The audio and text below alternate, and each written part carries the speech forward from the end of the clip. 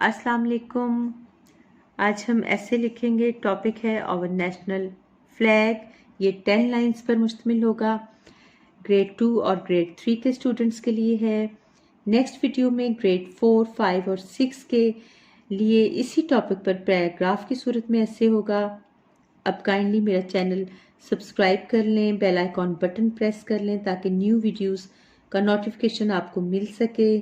Please like भी करना मत भूलिए और डिस्क्रिप्शन बॉक्स में मेरे सेकंड चैनल जलतरंग का लिंक भी मौजूद है जो उर्दू पोइट्री पर मुश्तमिल है। प्लीज़ आप उसे भी सब्सक्राइब करें। ऐसे में मौजूद डिफ़िकल्ट वर्ड्स के मीनिंग्स भी मैंने लिख दिए हैं उर्दू में। कुछ के मैंने यहाँ ऊपर लिख दिए हैं और बास एंड में लिख दिए हैं, वो आप नोट कर लीजिएगा। तो आइए स्टार्ट करते हैं। The national flag is a symbol of freedom. Symbol mean अलामत, फ्रीडम आज़ादी। ये आप नोट करते जाएं उर्दू के मीनिंग्स भी। It reminds the struggle of our great leaders. Our national flag has two colors, the green and the white. Number 4 line लिखें। The green color represents Muslims. The white color represents non-Muslims. It has a crescent moon and a star. They indicates the progress and light. It was designed by Amiruddin Kadwani.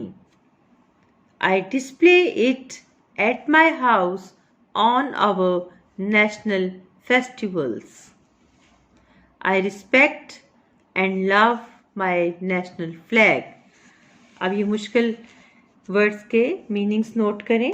Represents पेश करना, नुमाइंदगी करना।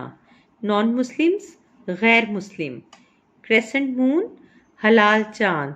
Curved shape of the moon in its first और last quarters, यानी पहले या last दिनों का जो चांद होता है उसकी जो शेप होती है उसे कहते हैं क्रेसेंट मून।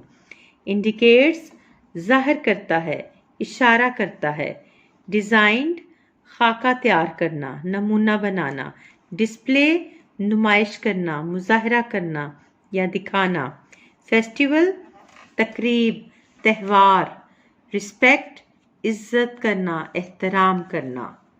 तो ये कंप्लीट हो गया आपका ऐसे our national flag. Next video में इसी टॉपिक के साथ दोबारा मिलते हैं। Thank you. अल्लाह हाफिज़।